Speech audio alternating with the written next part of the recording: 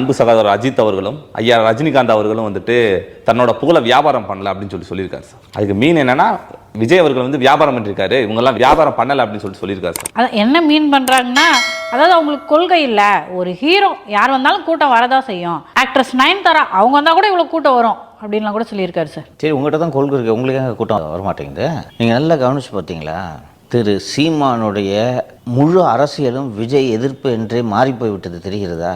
அப்புறம் நேற்று எழுதி வச்சுட்டு படிக்கிறார் விஜய் அப்படின்றது ஒரு விமர்சனமாக சொன்னார். சரி, எழுதி வச்சுட்டு படிக்கிறது தப்பு தான், நானும் ஒத்துக்கிறேன். முத்துவேல் கருணாநிதி ஸ்டாலின் என்பவர் எழுதி வச்சே தப்பாக படிக்கிறார், அதுதானே நீங்கள் பேசணும்.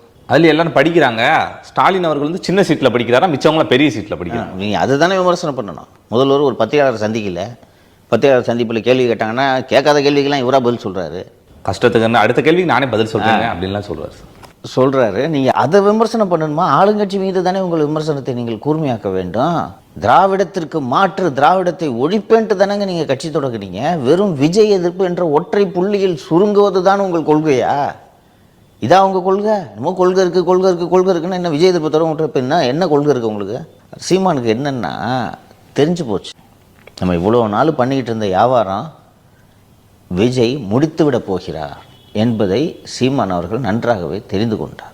ஸோ மீண்டும் விஜயை விமர்சனம் செய்வதன் மூலமாக திமுகவிடமிருந்து பேமெண்ட்டு அவ்வளவு வரும் என்பதை அவர் உறுதியாக நம்புகிறாரோ என்று தான் தோன்றுகிறது. இல்லைன்னா இவ்வளோ திட்டுறதுக்கான தேவை என்னப்பா? எந்த நிகழ்ச்சி எந்த ப்ரெஸ் மீட் வச்சாலும் விஜய் 2 திட்டுதுப்பா. இதுக்கு முன்னாடி சார் விஜயகாந்த் அவர்கள்